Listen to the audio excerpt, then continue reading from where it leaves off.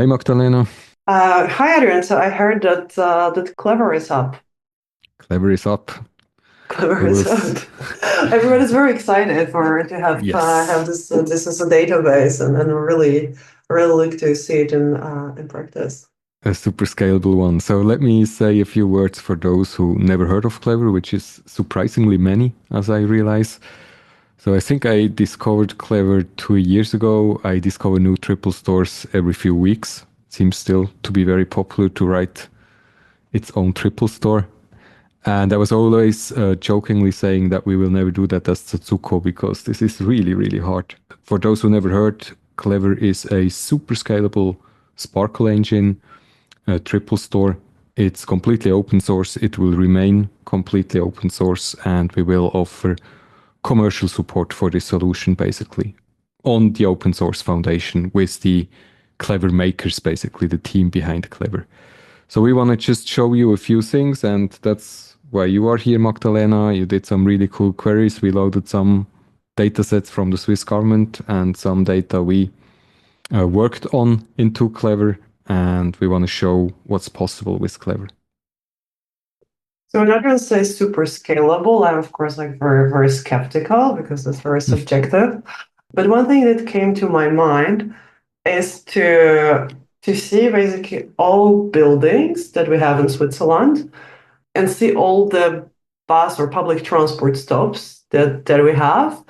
And basically for every building to find the closest public transport stop.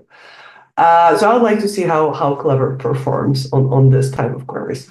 Sounds like a great idea. And for the background, so some of this data is provided by Swiss Topo. Some of this data is provided by the Swiss Federal Railways. And in this example, we have both these data sets loaded. We will talk more about the instance of Clever we have here. So we said all buildings in Switzerland. So we do have almost 4 million buildings in Switzerland. That's interesting. We have like one building for every two people. That's Not definitely bad. not how I live. Uh, Good. So I want to have the address of those buildings. Okay, getting there. So we still are at 3.9 million. Looks like our data set is somehow complete.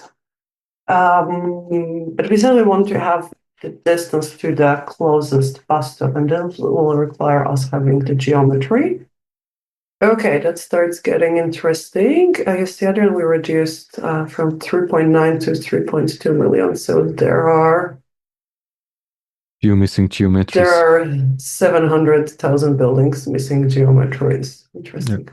And the geometry is purely a Um, point here, right? It's just probably where the center is of the building, or can we see that on a map? uh, yeah, I think that's the centroid.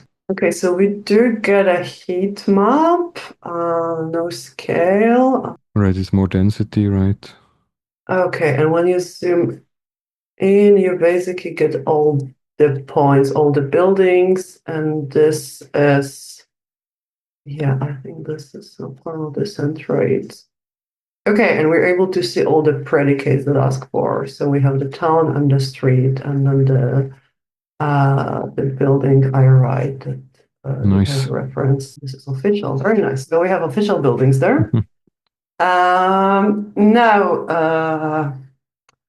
I want to see how far people have to go to their closest public transport stop. And for this, we'll need to use to calculate the distance. And I don't want distance from everything, from every building. I just want the distance to the closest stop. So we'll use spatial search and the nearest neighbor. Which we get built in Clever. This is one of the super cool things. Clever has a extremely efficient spatial search function. And without going into details, for those who know Sparkle, there is some proprietary things in here, so things that are not currently in GeoSparkle, which is the spatial support in Sparkle. But there is no function like nearest neighbor in GeoSparkle, so that's why Magdalena is using the extension from Clever, and it's called via a service call, which some of you might know from federated queries. This is a nice way to add proprietary functionality to a standard Sparkle query, basically. Okay, so I want to have the connection between buildings and stations and find just the closest one from each building to the station, right? If you look for 3, you would have to put 3 here. And now we need to reference also stops, stations. Again, there are geometries. Not interesting in anything else. Okay, so nearest neighbor between stations and buildings, starting from buildings to the stop. Nice. Okay, so we do have the station geometry, the location of each closest station. I would also like to see its name. To me, this is not satisfactory. Like, where do I go exactly? So let's add. Let's basically transfer the names to the. Just as a remark, it's crazy. So we have 2.33 milliseconds for the computation for this one. This is crazy. And it's 3 million objects. Okay, this gets much more interesting. So we do have building, address, geometries on the closest stop. You see, we're not able to render it on the map. It's because the order matters for visualization. Yep, and now that we have a geometry as the last variable to the right, we're able to execute it on the map. So let's see what that gives us. Nice. So we again get the heat map. Now it's the heat map of distance. When I zoom in, start again all the buildings. Okay, now they get linked. Interesting view. I guess that's what makes it look like a heat map. Yep, so we get the address of the building with the link to its closest stop. When you change the order of the result, you will get the building rendered and not the stop. Change the result. Building greater and the stop. So when you change the geometry and the closest stop, the station and the closest. Yes, but then I get what I have right now. I have the heat map of distance. Right. So basically, the reddest one are like the closest distance that I have, which makes sense. It's in Zurich, it's in Geneva, it's in the cities, right? Right. And if I reverse it, so I ask for building geometry. So right now I'll get the heat map of buildings, which is also interesting, right? Like, so we get the same view as before. Yeah, actually, that's not that different, which makes sense. Because the biggest difference is like between cities. So heat map of all buildings, and when I click on a building, then I get the closest stop to it. Stop. Right. So it's like the same, the same metadata when you click on one, but the visualization is different, just depending on how you parameterize it. Interesting. Okay, but I also want to know the distance and to see who are the most unlucky people in Switzerland. Okay, so it's quicker now. I guess it's because you do caching. Yeah, it's cached, exactly. Of those things. We didn't select the distance yet, right? The most interesting part. Oh, nice. Okay, so like that means that these guys in Maur at Schützenweststraße have 184 meters to go to their closest stop, and this closest stop for them is Maurdorf. Sounds legit. Sounds very legit. Okay, so you have 180 meters, 197, 370. Ooh, that looks like long. 62 meters. Those are some lucky guys. Okay, who has the furthest? Who has the furthest? 10 kilometer in Guttanen. Do you know where it is? I have no idea. But you know what would be interesting? Can you do a filter as well? Like filter everything that is further than 5 kilometers? Yeah, and see where those things Yeah, are. where are those parts? Okay, cool. Okay, so we get 100? No, 500 different Not bad. places. Not bad. Let's Only see where they 500 are. buildings. Yeah. I mean, 5 kilometers is not crazy either, but still. No. Uh, okay, so those are the mountains. Those are And the in mountains. Jura. I'll show you the one. It's So the Alps and Lintel Jura. is, yeah, the Lintel is somewhere here. Let's go. Not. It's called Heuloch. But for a reason. For a reason. Ah, yeah, here Sorry is, for here is, here is sorry for not Lintel. Swiss people. That's a funny name.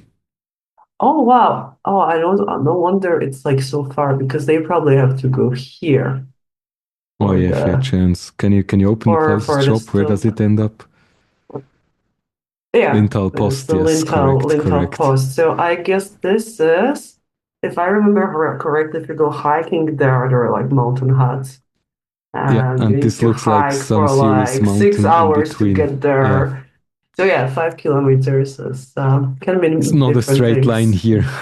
No, so you basically said Alps. Okay, we have Alps and Glarus quite some. Yeah, but very cool. It's super easy to see and visualize such things. That's very nice. And the cool thing, we combine two technically unrelated data sets, right? One is the public transport stops, one is all the buildings, and we just joined on this nearest neighbor. Cool, Adrian. Thank you for making it available. I'm really looking forward to explore more queries and We will really, show more. We have push some really cool push the stuff. limits. So right Yes. now we had 3.2 million buildings, and I think we have around 34,000 public transport stops. So Right. basically, we do a spatial join with the product on 3.2 million times 34,000 items, and then we do the like nearest neighbor on the top of this. And after we'll still like order all those. Well, we order 3.2 million, right? Order 3.2 million, and like, come on, like we get this in like the 70 No milliseconds. The time. last one was 400 milliseconds. That's crazy. Super impressive. Can you click on index information? Because it's actually not a small data set. Yeah, all right. Index is here. Okay, so we get 1.2 billion of triples. It's not too bad for a Yes. start. No, yeah, that's a lot of data just for like, what do we have in this database? Just the geographic information, right? From Switzerland. Yeah, I think it's the Swiss data set as well from Lindas. We took a dump from this one and added that one as well. So that's cool. It's great. Cool. And you also had some really analysis, right? Where you could see the query planner. Yes, close Is the index, click that? on index again, and then click Ah, yeah, on analysis. analysis. And you see the join Okay. tree, basically, you see the query plan, and you get a better idea of how much you join in each step, Oh, which interesting. So helps it starts understanding by when something runs out. ordering and Right. filtering, and then it does nearest neighbors. Okay, I don't understand it, but I don't think I have to. No, that's the beauty of Clever. So it just works, right? But it helps when a query is slow or runs out of memory. It helps understanding why. You will see if you do a massive cross product or something. And it's, by the way, live. So when you click on that during a long query execution time, we can see that live and we can better Oh yeah, understand let me why let it me takes try so long. that. So I'll probably have to remove something for it. No, I have to clear the cache, Yeah, right? that And should now it that should should help now exactly. it should be a bit slower, quite slower. And click The analysis. analysis. And you see Ah, in yeah, yeah. progress, and you Oh, basically see nice. that's super Nice. nice. Okay, let's see how long it was. 3,700 milliseconds, like 4 seconds, Less that than is four correct. seconds, yeah. That's not bad. I remember us trying this on some other stores. You could forget it. Like We this never just got an doesn't answer. doesn't doesn't happen. Like you basically need to do this part first and then save it somewhere. This part probably in some external service. Your script, like store it, cache it, upload the cache to the store, and then you can only do the distance. Um, Fantastic. Okay, Adrian, so if folks want to try it out themselves, like what's the path? What's the easiest way We to get share started? this, we will share this link in the description. It's a public instance. You see the URL on top, but we will add it to the description so people can click on it and play with it. Okay, so enjoy. I'll definitely and you'll hear back from you some more queries to explore. Very cool. Thank you for showing and talk to you Thank next you. time.